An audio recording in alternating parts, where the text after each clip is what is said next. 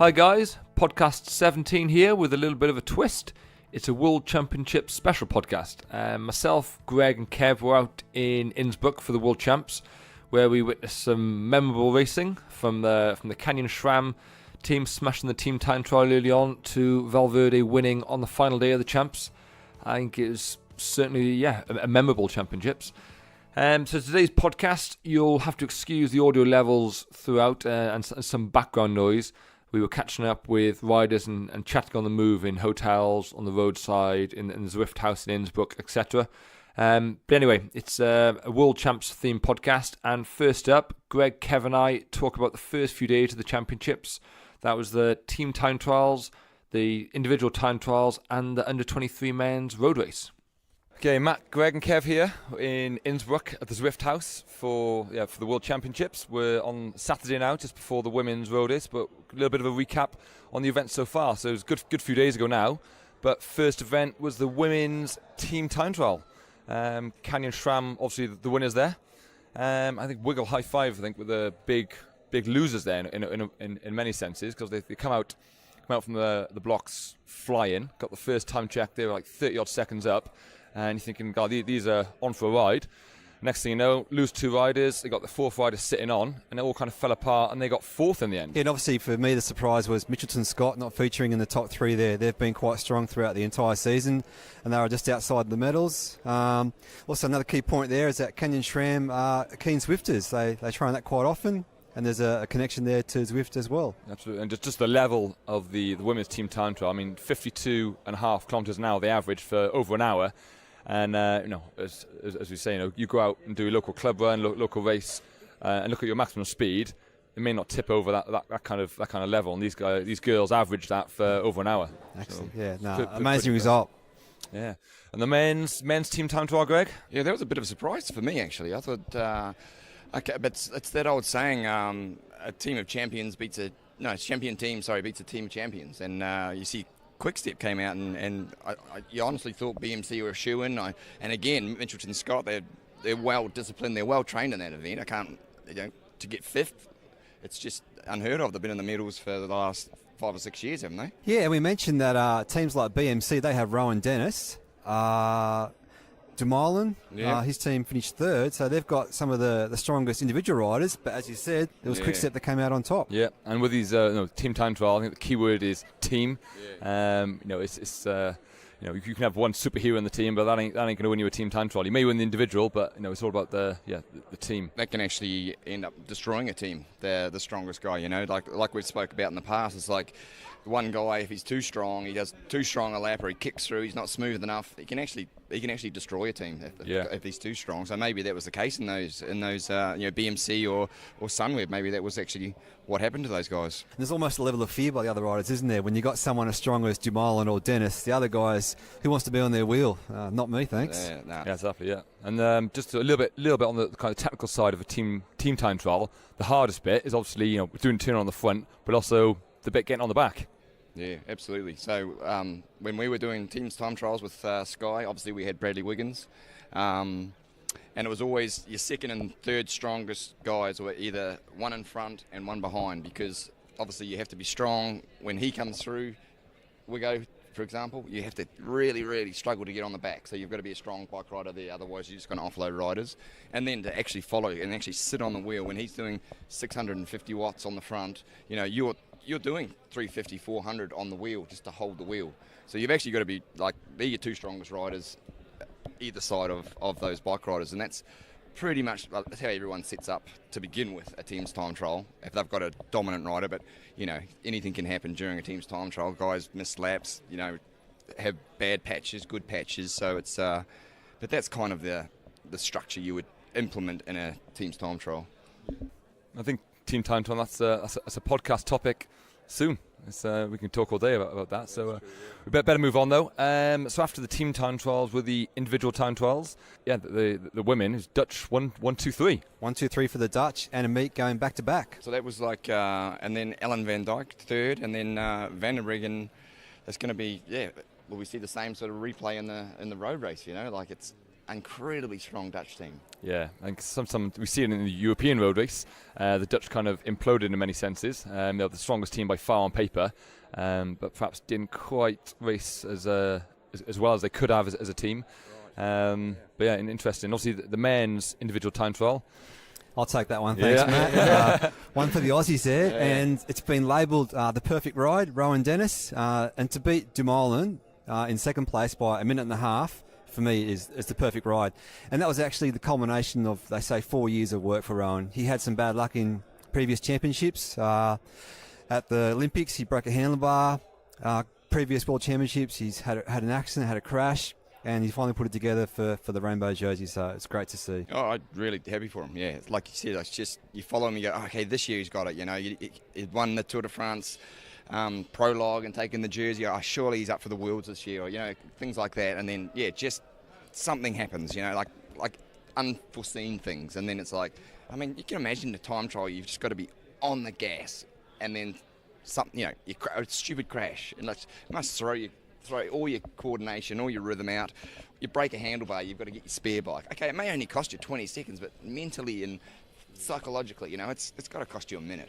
And interestingly too, for Rowan, at the recent Vuelta, he won both individual time trials in that race, and he left the race after the second week to come and then recover for the World Championships. Obviously his training was spot on. Yeah, absolutely. Fair play. Team time trials and time trials, all great events. Road races, so obviously we've got the men's senior and the women's senior to come. But looking back, in the junior women's was won by Austria, an Austrian young girl who's a keen Zwifter, we know. Yeah. That was pretty cool, wasn't it? Yeah. For Austria to have a local champion and to have a Zwifter as a world champion, that's just a great story all around. Absolutely. And the junior men, I think it's a name we're going to become fairly familiar with. Remco Evenepoel. He's a weapon. Yeah, weapon is a word. Yeah, obviously he won the Europeans, now won the Worlds, and he's signed with Quick-Step for next year.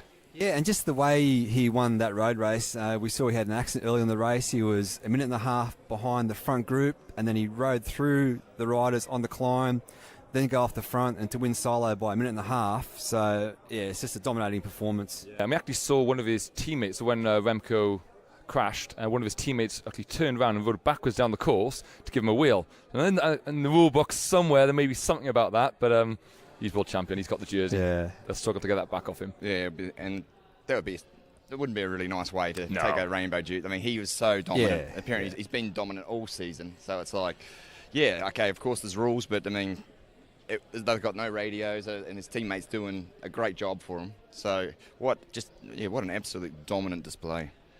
Lovely. And the under-23 men's was won by a Swiss rider, Mark Hirschi, with that incredible attack on the downhill. Yeah, who would expect a downhill attack to win a world championship? But it was, if you go back and have a look, it was just perfect team riding, I think. I mean, there was a lap there where there was 4 Swissies off the front and the one break of 6 riders. It was like they came in with a goal, clearly. They knew who their protected rider was because he didn't even hit the front until 10 Ks to go. Yeah. And then launched on the downhill. Yeah. He knew the descent like the back of his hand, and they were never going to catch him. Yeah, and he said in a post-race interview, he's used to descending massive mountains, unlike a lot of nations. Very confident in his descending ability, and that was his plan. He was always going to attack from 80 km an hour on the descent. Big balls. Very, very, very confident. Yeah, very confident young man. Well, obviously 2 more days left of the championships.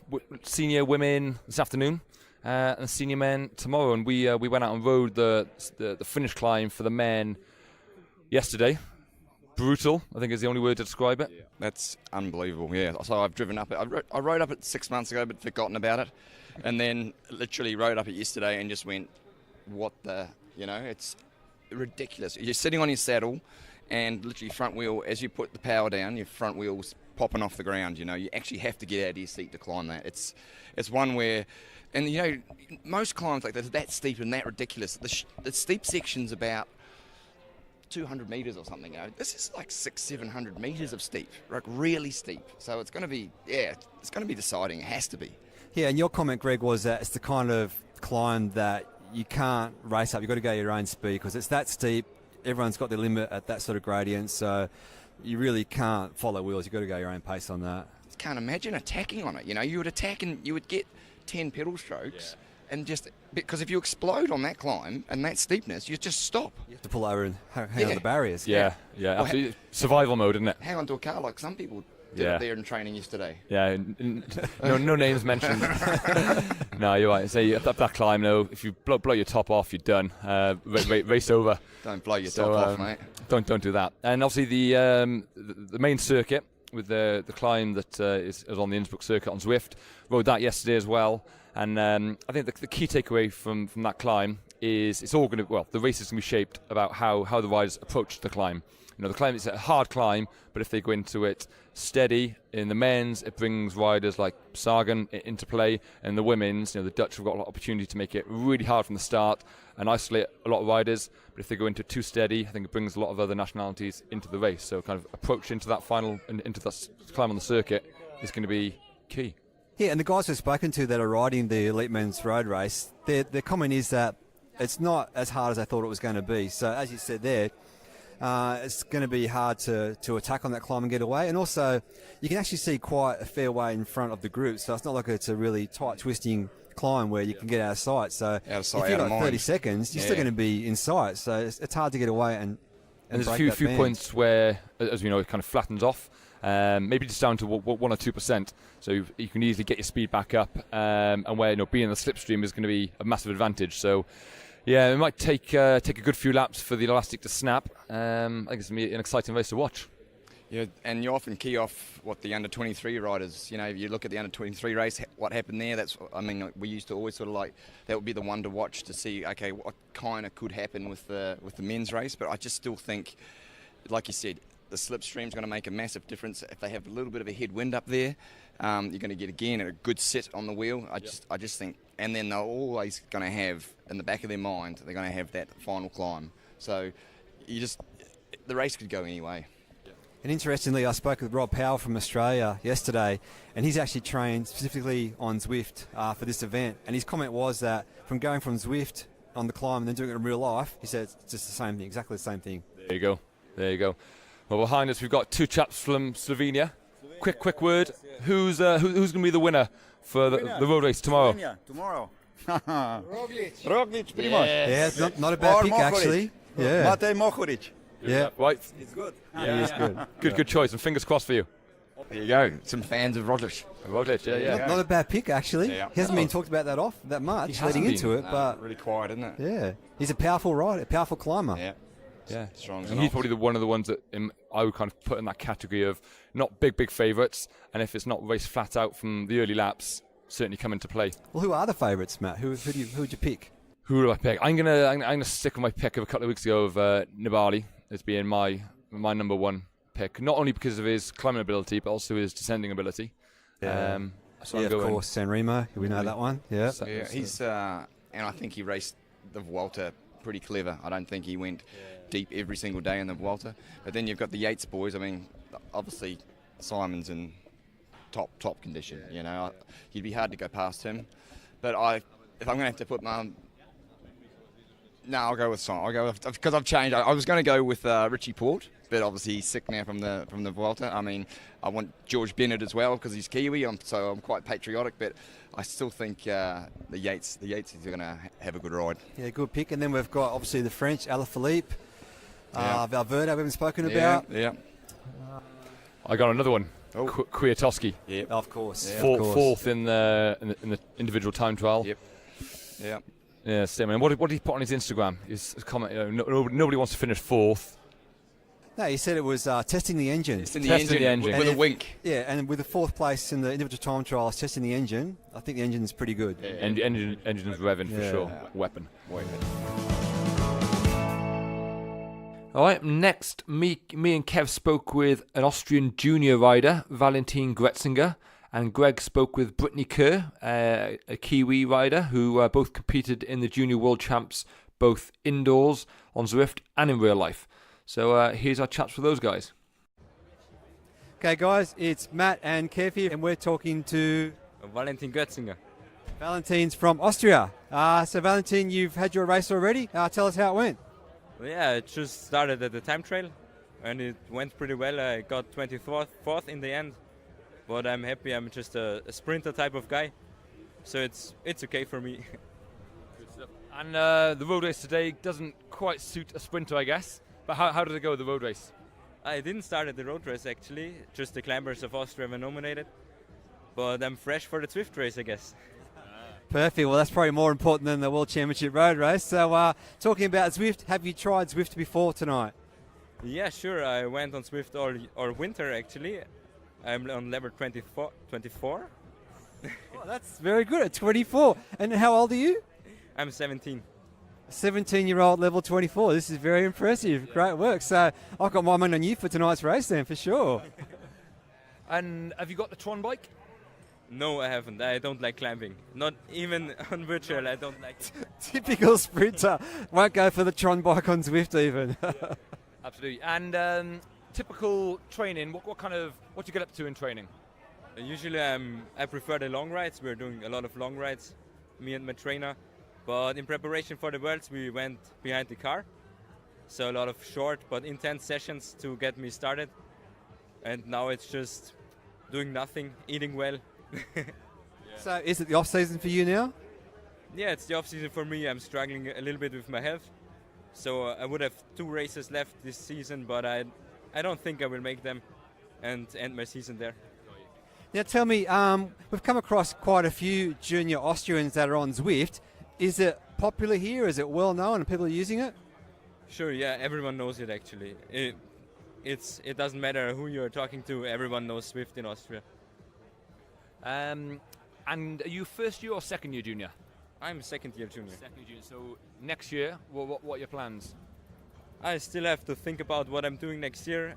It depends. I can go to some continental team or stay in elite and focus on my development, or jump into the continental teams and see if my talent is enough to race there.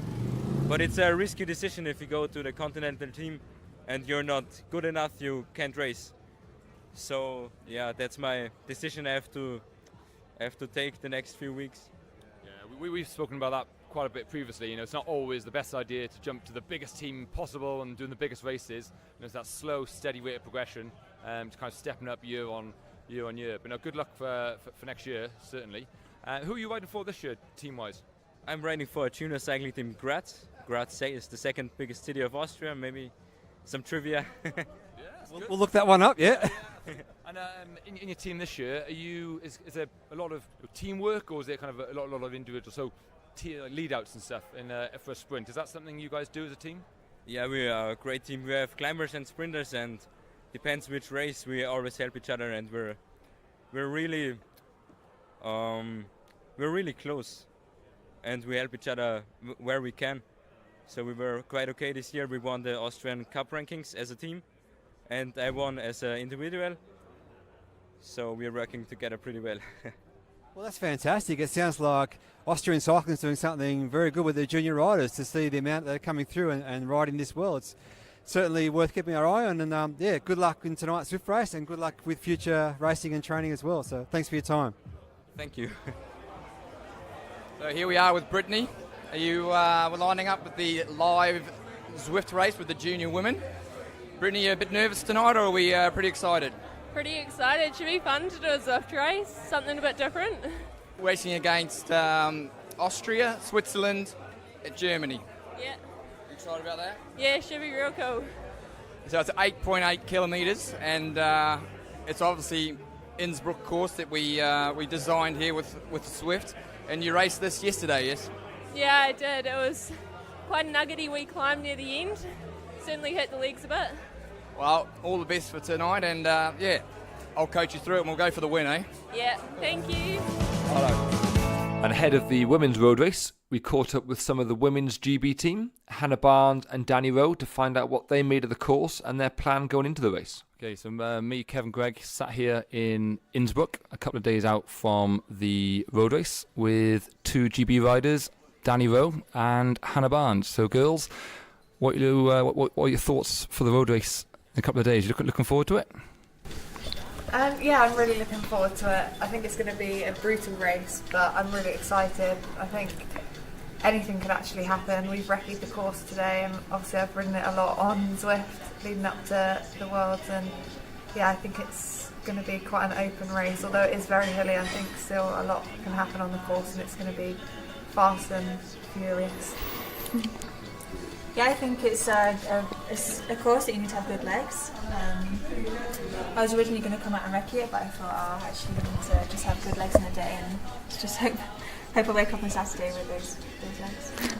And for of course, there's this hilly. Anything special you've done in training, in preparation? For me personally, I've tried to base my training around the demands of the event. So the first short steep climb, it's about 12 minutes long and I'm going pretty hard, so I've tried to kind of base my efforts around that 12-minute duration, and then the longer climb's about 20. So just trying to make sure that the efforts I've done have been based around those durations really, because then I think anything less will just kind of take care of itself. So. For me, it was quite hard because you had the team time trial on Sunday, so I had to do a lot of training with the team around that. But I did actually use Zwift in the collarbone, so I used Zwift quite a few times over the last month to prepare for this.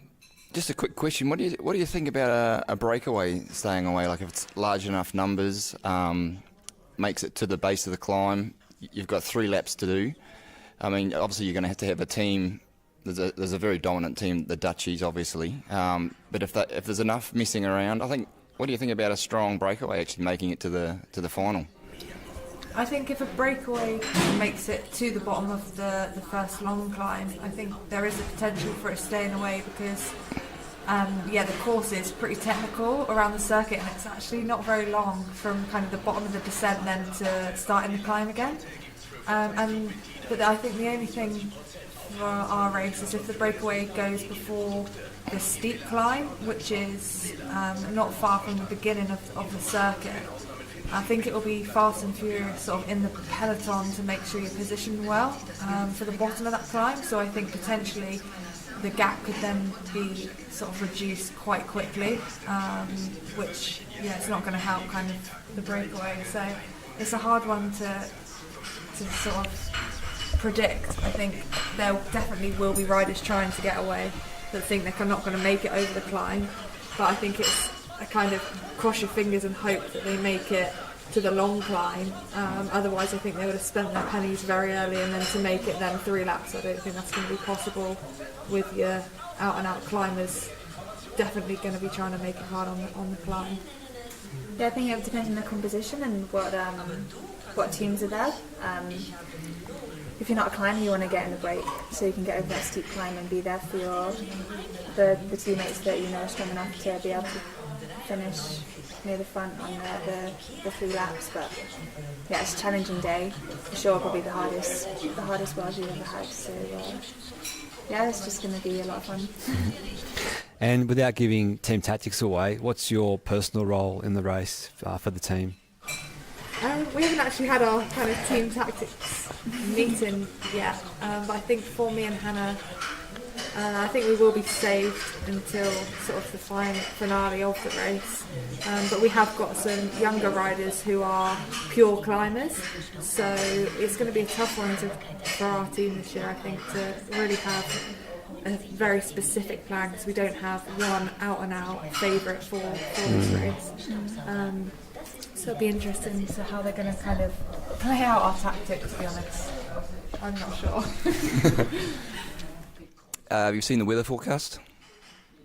Yeah, but I've been looking at it since I got here last Tuesday, and every day it's changed. Okay. So yesterday it said rain and 15 degrees, and we looked this morning and it said no rain, but 9 degrees or something. Because that's the sense really technical. It'll be quite dangerous in the rain. Yeah, it's really fast. I'm a fan of really fast descents into... And are you guys upset that you don't get to do the final climb that the men are doing? No. A unanimous no from me and Hannah. I think it's hard enough, thanks. Good stuff. And just touching briefly on the team time trial, obviously fresh world champion. That must have been pretty special.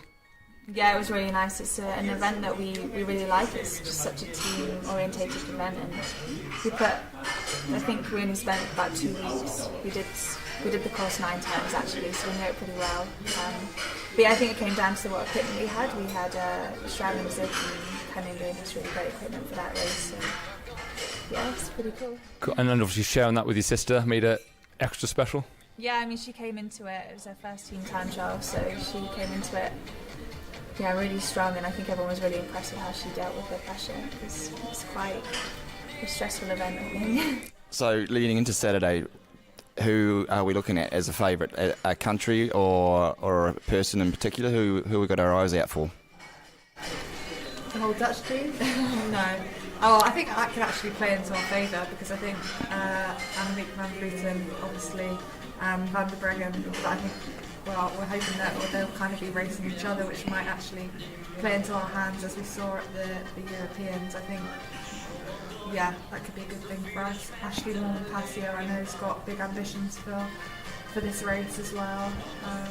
Who do you think, Hannah? Lisa Borghini, Andrea Borghini, Cecilia Truck, Kasia Nyordoma. So I think there's quite a few. The groups and the lines are going to be quite small, but it's going to be a lot of cat and mouse, I think. And of course the Australians. Yeah. For how I've seen Van Vleuten race the last few races she's done, I think she wants to go for a long one, go solo, but yeah, I think it's going to be interesting. It's like the men's too, I think no one knows who to call. Yeah, and obviously for the women, you've got that one hard climb on the way in, and then 3 times up the main climb. If that first time up is not ridden at electrifying pace, you've essentially got 2 20-ish minute climbs. That's going to bring a lot more riders into the race potentially. So for you guys, how are you hoping that first time up is played? For me personally, I hope it's ridden up steady. I think, well, me and Hannah have spoken, I think chances are all the fireworks are going to happen the second time up. I don't think they'll go that early for 3 times up. I think for us, the later it happens, the better, to be honest. I think we should probably take it up first, just because then we're not we can just kind of use it to our advantage and take it up pretty early. I think a lot of people are going to be waiting, so it'll be good to take them by surprise. But yeah, I'm just worried about getting over the first one, to be honest. Yeah. Same for me, really. I think, yeah, getting over that first one's got to be the first kind of box ticked for the race, and then go from there and see how you're feeling and what position then we're in. Come back. Yeah. That first climb, so far to go. Yeah, it was quite hard today though because it was a headwind. It doesn't immediately go down; it just over the top's rolling. So Yeah, and it's really straight with certain. if you do lose some time, it's gonna be hard to get back. Or you'll use a lot of energy to get back. Use some energy, but I think there's still plenty of time to come back. I hope so. Yeah. There's a lot of time, but I think because you hit the circuit quite soon after, and then it's technical around the circuit, and then it goes straight up. You know, if those climbers then ride a good pace up the 20-minute climb, that could be the day over if it doesn't. But yeah, It's a hard lap to control for sure. So Yeah. 61k from the top of the climb to the finish of the bike race. So it's not actually that far. You know, first time up that long climb, you've only got 60k to go. I reckon it's gonna be on first time up that climb. yeah, you don't want to be chasing, that's for sure. So the women's road race, very very aggressive race, dominated by the Dutch in the end. Yeah, and probably not the Dutch winner we were expecting. Annemiek was one of the favourites, but also they had a lot of depth in their field as well, the Dutch. Yeah, I mean, Annemiek, I think she broke a kneecap. I was just going to say, did you hear the lady? So she crashed early, and one of the reasons, like, she was inactive. Everyone was waiting for her to attack, and she just couldn't. That crash early on. She's got a heel-line fracture of her kneecap. So every time out of the saddle, just painful. Yeah. Can But imagine. there was also a bit of discontent amongst the Dutch team leading into that race about who was going to be the leader and would they work together, particularly the winner Van der Breggen and Annemiek van Vleuten. So obviously the Olympic champion Van der Breggen had the upper hand and came away with the win. Yeah, just continuing on that, on talking about the Dutch. I mean, the Dutch won with Anne van der Breggen, 7th Annemiek van Vleuten with a broken kneecap, Amy Peters in 8th, and Lucinda Brand in 9th. So 4 of the top 10 were Dutch. Yeah. And I guess the next key point is the time gaps. They were massive, weren't they? I think it was always going to be like that, though. I mean, how aggressive and how, they only had 3 times up the climb, so they had to go from the first lap, you know, and you saw the young American girl, her only chance. She's a great little sprinter, but her chance was like, let the break come to me. I know it'll arrive. And then Van der Breggen apparently she crossed that 45-second gap. She did it in like a kilometre. It was incredible when she went. And made it look easy. Incredible. And then obviously she went out to win the event by 3 minutes 42. Won the Worlds by almost 4 minutes. Almost 4 minutes to second place. Impressive. Yeah. And I guess the other notable mention is Amanda Spratt, who came away with a silver medal. Yeah, absolutely. Probably the Australian team was one of the few teams besides the Americans to actually give it to the Dutch and have a real crack at them. Yeah, I think that's one thing about this course. It can be a bit intimidating. I think a lot of riders, a lot of the women, I've seen all the races really, kind of a little bit reserved because of the nature of the course. And I think the men's is going to be, probably a similar fashion, quite controlled. Probably going to see a break go. And it's not often we see long breaks in World Tour racing these days, is it? So not the big long 20-minute thing. Yeah, Often happens at world champs and things like that, though. Yeah. So the women were racing from like 60 k's out. That's when the race winning break was actually established. Yeah, quality. I think just to wrap up, special mention to Tatia Guzzero, which is the Italian rider who got the bronze medal, and probably one of the lesser known riders. But yeah, fantastic ride from her. She took advantage of team tactics. She obviously read the race perfectly, knew when to go, what break to go with, and made advantage of some favourites still being looked at in the peloton. And off she trotted, and great bronze medal. Silver, bronze, perfect rides. Any day of the week, you'd take a silver and a bronze medal at the World Championships, wouldn't you? Like even though you disregard the time gaps, it's just you're still second in the world. It's incredible. Yeah, and interestingly, she's actually 34 years of age. She's a young kid. Bronze medal, yeah, really? young kid. Yeah. So she's left it fairly late in her career to get a world's medal, but I think it's not now or never, but certainly her years may be limited. So. Yeah, well, we can certainly say that all three medalists certainly deserved their medals and were worthy winners for sure. Just became like this time trial, didn't it? It was like Van der Breggen off the front end, then time trialing, Spratty's time trialing, and then the Italian lady. I mean, it was just the gaps were just huge of how. But that shows like how aggressive they raced, and that's awesome that they raced that aggressive. Like it's good to see that sort of thing. I think. Yeah, I mean, you probably wouldn't want a world course like that every year. No, but, once every decade maybe. I think it's fantastic to see. It just gives those type of top climbers a chance to perform. Yeah, well, the location we were at, the course we were provided, the racing that was put on, it was just a fantastic show. But the other team that actually performed really well, they weren't massive contenders on paper. It was the Brits. They rode well, and obviously we've got some invested interest there with Danny Rowe. Bit of bad luck there halfway through the race. What happened, Matt? Yeah, so I was at the top of the climb on the second lap, and Danny come past, and she was pedaling so slowly. I was thinking that's weird. That's not her style. And she come past shouting that she's stuck in the 11 and needs a bike change. So some problem with the gears, which forced her to climb the second half of the climb on the second lap in the 11, which is as we know what the climb's like, far from ideal. I can't believe that to do that climb in the 11 is just a massive effort. And then it was, but she got involved in a crash early on in the race and maybe tangled up there. So something happened. It's like a system reset or something happened, because I've never heard of that before. Like just it dropping to the 11 and then stuck there. I mean, it must be like something's happened in that little tangle she got early on, that crash, and then what just bad timing too as the race is happening. You know, that's when Van der Breggen went 2.5. Was it 2.5 laps? 2.5. Yeah.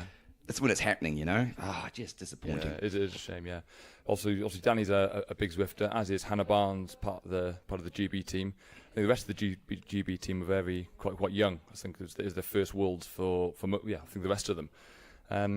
And just going back to the winner, Anna van der Breggen, we know she's a huge Zwifter as well. Absolutely. As we know, most of the Dutch are. But like we've talked about, why wouldn't you? The course is right there to ride. You know exactly what to expect. You know exactly what's happening. Why would you not use Zwift? Why would you not use Innsbruck to train on? Do your specificity on Innsbruck. Yeah, right then. Back to the Zwift house to watch the end of the men's, is it? Next up, Kev spoke with a rider who he coaches. It's Australian Rob Power ahead of the men's road race. Okay, it's Kev Poulton here, and I'm talking with Rob Power from the Australian national team. Rob, how you going? Yeah, Kev, I'm good, thanks. Yeah, it's great to be in Austria, and it's going to be a big day on Sunday. But I think all the guys and myself are looking forward to it. Perfect, awesome. So we've all seen the course. You've ridden the course yourself now. So what are your thoughts heading into the race? It's going to be a hard World Championship, that's for sure. It's it's a tough circuit, and it's definitely going to be selective for the final. But it's going to be definitely a hard World Championship. Sure. And do you know what role you're going to play within the team yet? I think it's still up in the air a little bit, but I think the next few meetings will kind of nut it out, I think. Yeah. And who would be the leaders for the Australian team? I'm not sure. Yeah, I'm not 100% on that yet, but I think we'll these next few meetings we'll look into that and find out. So that's a curly question, that one, isn't it? You can't answer that one. That's all good. We can edit that one out. All right, so let's talk about in terms of training. So we all know you're a Zwifter, and you've trained a lot on Zwift in the past, and for this championship in particular. So you've trained on Zwift in the virtual world, and now you're here in the real world. How does it compare for you? What were your first thoughts when you rode the course? I mean, we did some sessions leading up to this on the Zwift, and when I got out there and rode the course, it was really similar to the Zwift actually. So we had some great sessions on there, and it was a good lead up on the Zwift, and And can you give us some information on the types of training that you did leading into it on Zwift? What sort of efforts were you doing on there? We were doing a lot of those climbing days. We'd do 3 hours on the road, and then we'd have a bit of a break, and then in the afternoon get on there and do 2 hours just riding the circuit. So where you had a bit of fatigue in the legs, and it was really, really good to do that. I think it'll be good for Sunday. So. Sure. And looking at 2019, are you able to talk about your plans for next year and where you might be or where you're going to be? I head to Sunweb for next year, so it's going to be a bit of a change, but I'm looking forward to it. Nice. And what about, you've had some success at World Championships in the past as under 23. You've ridden a few World Championships before, haven't you? And under 23s. I did under 23s, and I've raced under 19s as well for World Championships. But this is my first elite one, so big jump up. But should be good. Yeah, and that's a good comment to make, because to make your first senior national team for Worlds as a 24-year-old now. 23-year-old. So to be a 23-year-old and making the elite team already on a course as hard as this is quite a big achievement for you. So congratulations on that. And I guess from there you can now sort of establish yourself as part of the national team, can't you? I guess the course is always changing, but it's a great opportunity, and I think we have a great team here. So I think everyone's super motivated, and it's just great to be racing in Austria. Course is going to be awesome, and even today we were out just looking at the course and the crowds, and everyone was getting around it, so the atmosphere's there, and we're all just really excited, I think. So great work. Okay, Rob, well, best of luck for Sunday, and we'll be watching closely how the race pans out for you. Yeah, cheers. Thanks, Kev. So me and Greg caught up in the Zwift house after the men's road race, and here's what we had to make of it. Men's road race just finished, Greg. What do you make of that, mate? Incredible. Let's be honest, it's 250 Ks of the hardest racing you'll ever see. You saw how small the peloton was, about 60 Ks to go. And then oh my God, what a worthy winner. Like, when I say worthy, I mean in the fact that he's been on the podium 6 times. I think this is the 7th trip to the podium. It's the first time on the top step. That is really special. Amazing. And what I took away from it is when he crossed the line, he was ecstatic. What it meant to him, you can tell. It's not just another bike race. This is the World Champs. It's bigger than any other event in many people's minds. And great to see such a character winning as well. I think he's going to obviously represent the jersey well in the sport. But again, the last couple of laps, just wave of attrition, wasn't it? Every lap, guys going out the back. That group was slimming down, and I guess you don't really get a sense of how quick and how hard it is on the camera. But those last few laps are going to be pushing big watts, right? Massive watts. Those guys, it's 10 minutes at 500 watts, and they can do that. They can reproduce that power, after 6 hours. And I mean, you can't even think what they were doing up. I mean, I know George Bennett, the Kiwi boy, he does 450 watts up the last climb, and he's just under 60 kilos. So you imagine the power they actually have to do after 250 kilometers. It's just ridiculous, but they're such trained athletes. But then just going back to Valverde, and the emotion that you talked about, it was like he's won that many races in his career, and then this is the first time I've ever seen him celebrate like that, and he almost started crying. It was beautiful, because that's how much it means to them. He's probably one of the most winningest bike riders on the planet, and the emotion he had there was just incredible. It was really cool to see. Yeah, absolutely. And obviously a couple of K to go, about K and a half to go. Tom Dumoulin kind of caught the front to make 4, and obviously the bad thing about, or the tricky sad thing about group of 4 is one's going to miss out. And you've seen Tom with about 800 meters trying to attack, but Valverde using all his experience on the front, keep an eye over his shoulder, and he was on it. He knew exactly what he was doing, and that's where a guy of his level of experience, that obviously helped him today. That's the thing. I was talking to the guys I was sitting with watching. I said, you got to remember now. It actually is not quite. It doesn't even matter who's the fastest. He's been here 1,000 times in this situation, so it's like, right, I know what to do. Keep a pace medium, so that, and then respond instantly to someone. So you know what to do. You've been in that situation 1,000 times before. And then he knew, he must have seen the 200 metre to go. Right, I know I can do 200 metres. And everyone was thinking wow, he's gone long. But what you have to remember, it's after 6 hours or so of racing, the sprint always looks longer because it's after six and a half hours.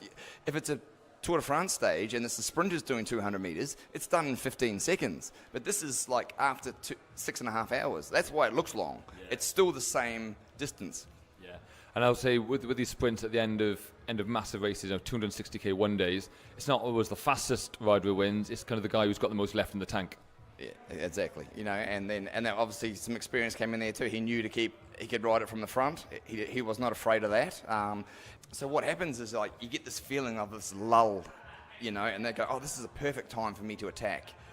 But he knows to keep a certain pace. It's fast, just fast enough to just deter them from that last minute. You saw Dumoulin. He had a crack, and then Valverde was instantly on it. So it's just that medium fast pace where he's not causing lactate production. But he's just keeping everybody under control. He sees 200 metres to go. Yeah. He knows he can do 200 metres. Boom. Yeah. And obviously he knew as well that Moscon wasn't too far behind. So if he starts playing games, Moscon could catch up. And he's obviously a really quick finisher. So fantastic winner. I mean, all in all, these Worlds have been hugely entertaining. We've got some great champions to wear the World Champs jerseys over the next 12 months. And carry the jersey up until Yorkshire. Yeah, I agree. I totally absolutely worthy winners, and I think it's great. You get a hill climber, you get a mix of characters with the World Champs jersey. Maybe next year's a sprinter, but I think it's fantastic. Such a decorated bike rider. Talking about today's race, but you think even the ladies and the junior, it's been perfect. The strongest rider won every day, and that's pretty much that sums it all up. Yeah, absolutely. Valverde, he's been on the podium 6 times before Innsbruck, 3 silvers and 3 bronzes, and now he has the gold. So it's probably just in time too, as he's 38 years old. Anyway, just after the finish of the men's road race, Greg and I caught up with 5 of the men's finishers: Tony Gallopin, Tim Wellens, Peter Kenyuk, Brent Brookwater, and Michael Valgren, who was really in the mix in the final few K of the race.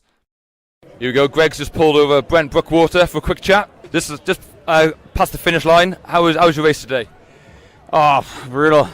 Just super hard race, pretty full on after the first hour, and just surviving. Yeah. And sensation-wise, I guess it just got harder and harder and harder and faster, and it's those who can hang on longest, right? Yeah, pretty much. I feel like usually in these long races, there's a little bit of a peak in the pace. Around 100K to go, which we saw about 4 laps to go. A little bit of a selection there, and then from there it just got lulled a little bit, and then ramped up, and just guys getting shot out the back the whole time. Just a quick question, what gear ratio did you do up the last climb today? Oh, not enough for the slow group I was in. I had a 36:30, and probably one of the few times in my career when I was genuinely concerned about actually being able to physically make it over a climb. I went up there 2 days ago and I thought I literally could walk faster than what I'm doing right now. Oh, I was paperboying it, just cramping in both legs, just humping it up there. Paperboying, that's called the zigzag, right? Well, it wasn't pretty. And what's the plan for tonight? A few beers? Yeah. We'll see if I can get in the car without the legs locking up, and then. Let's go. All right. Right, good ride. Enjoy. All right.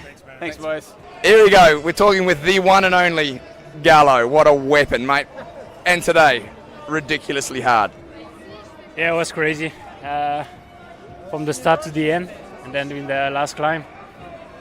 I dropped in the last lap, and then I almost cannot go up to this last climb. It was so steep. But okay, it was a nice day. We have 3 guys in the French team for the fight for the world title, so we can be happy. I'm not happy, mate, because you went there fighting for the world title. I mean, it's about the first time you've not been in the top 5. Hey, I'm just interested, what gear ratio were you using up the climb? Because I went up 2 days ago in a 36:32 and could barely move. What were you using today? 39, 32, always. I never use 36 even in the Vuelta. I always keep the 39. So. But you're strong as an ox. Thanks for talking to us, mate. It's good to see you again, mate. All right, take care. Thank you. Yeah, Quick chat. Sure, what a weapon, mate. Seriously, it was the move. I was like, don't give this guy any room.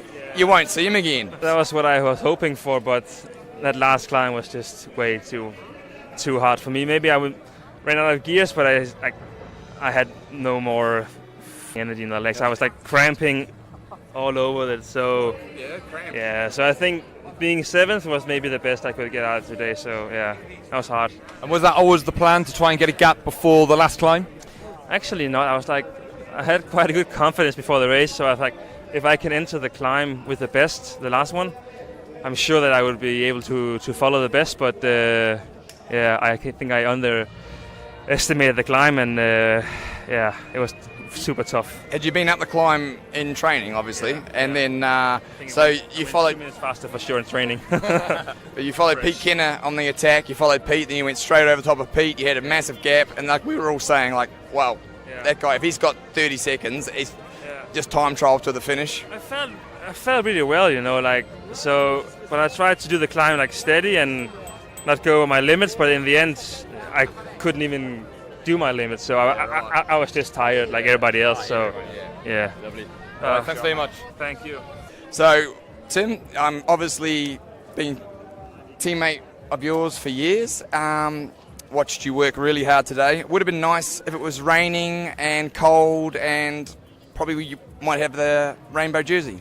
Yeah, no, I just didn't have the legs today to participate for the victory, and if I would want to participate for the victory, I should go over my level, and it was not possible today. A lot of people I've been speaking to, I spoke to Gallo, I spoke to Brent Brookwater, and they're saying that it's really, really hard early on. It wasn't like this, all of a sudden, it was just fast, really, really early on. Yeah, indeed, we want to do something with the team from 5 laps to go, but the level was so high and the tempo was so high, it was not possible to anticipate. So we just had to follow, and everybody was suffering just in the peloton. Van Avermaet went, you had to go. Who was the protected rider? We were at 4. It was Greg, it was me, it was Dylan Teuns and Tisch, I think. So we were at 4 who could participate for the victory, but I don't think we had the legs today. All right, mate, great. Plenty more victories coming your way. Thanks for talking, mate. Have a good one. How was that then, Pete? Went hard early. No, honestly, for a World Championships, it's like, usually the break goes first guy to attack, and then first couple of laps is steady away, and then it sort of builds into it. But it just seemed like the whole race was full gas. The break took a while. As soon as we hit the circuits, it was full on the climb, and yeah, just a day of suffering really. But it was good. I mean, as an event, it was so well supported. That climb was like Alpe d'Huez in the Tour de France for 6K. How good were you, like attacking, and like you must be really happy with the condition. Like it was like one of the absolute contenders. Yeah, I kind of felt good before it, but didn't really know how I was going to go. And we were kind of just, with 2 to go when I first attacked, we kind of just make it with the plan of making it hard for Simon really, but without radios you don't know. I hadn't spoke to anyone. So then I went back after that attack and seen Adam, and obviously Simon wasn't there, and he was like, oh yeah, he wasn't feeling good, and Adam said, you know, I'm kind of feeling quite average, so just do our own race kind of thing. And then the climb, the attack up the foot with 1 to go was just kind of like, I thought I wouldn't have it on the really steep climbs. I thought try and force something, but it was strange. I mean, I hadn't really looked behind much, and then with 3 to go I looked behind and there was like 80 guys left. I was like, whoa, when did that happen? Yeah. Just on that last climb, I mean, I rode it a couple of days ago, could barely get up it, front wheels coming off the floor and all that. How steep and how tough was that final climb? Yeah, in the race it was a different story to training. I mean, it was hard in training, but with the pace of the race and obviously the distance in the legs, I mean, some guys were, I'm not sure who they were getting off and walking in front of me.